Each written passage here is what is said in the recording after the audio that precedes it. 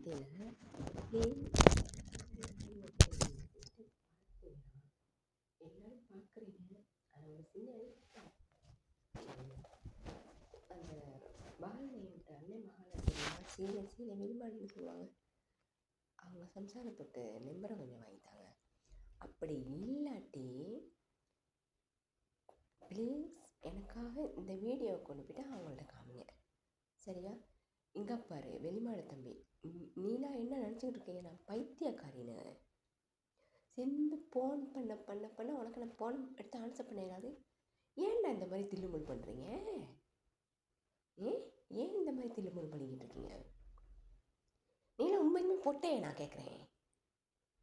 பொம்பளைகிட்ட சல்லியை வாங்கி ஏமாத்துறீங்களே. உண்மைக்கு நான் ரொம்ப ஸ்ரீலங்காவில் இருந்தேன்னா நல்ல கேள்வி கேட்பேன். நான் இருக்கிறது இப்போ சவுதியாக ஆகிடுச்சு. இல்லாட்டி உங்கள் வீட்டுக்கு வந்து நல்ல நல்ல கேள்வி கேட்டு போவேன். நீனா ஆம்பளைன்னு உடுத்திக்கிட்டு போகாத ரோட்டில். வெக்கம் இல்லாமல் உன் நகையை வாங்கிக்கிட்டு இந்த மாதிரி தில்லுமுள் பண்ணிக்கிட்டு இருக்கீங்க. உனக்கு நான் மாதம் கொடுக்க இயலாது, இல்லாட்டி சிந்துக்கு ஃபோன் பண்ணி சரி சொல்ல இயலாது. விஜயாக்கா மகனுக்கு ஃபோன் எடுத்து அவன் ஃபோனையே தூக்க மாட்டான். ஒரு மெசேஜ் போட்டால் சரி அதுக்கு சரி பதில் போடுறாங்களா? அதுவும் இல்லை. எனக்கு வாங்கிட்டு ஏமாத்தினவங்க அவ்வளோ பெருமை போட்டவங்க தான். உண்மைக்குமே சொல்லுவேன், எல்லாமே பொட்ட நாய்ங்க தான்.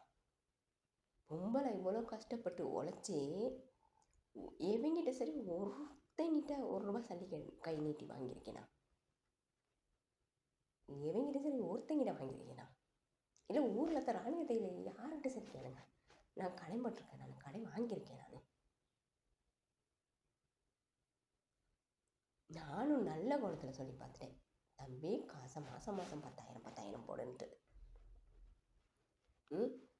நான் பாவம்னு அன்றைக்கி நீங்கள் உங்களுக்கு அந்த லெட்டர் எழுத வரக்குள்ள கூட நான் பாவம்னு உங்களுக்கு பஸ்க்கு சல்லி கொடுத்து அனுப்பினவன் நான்.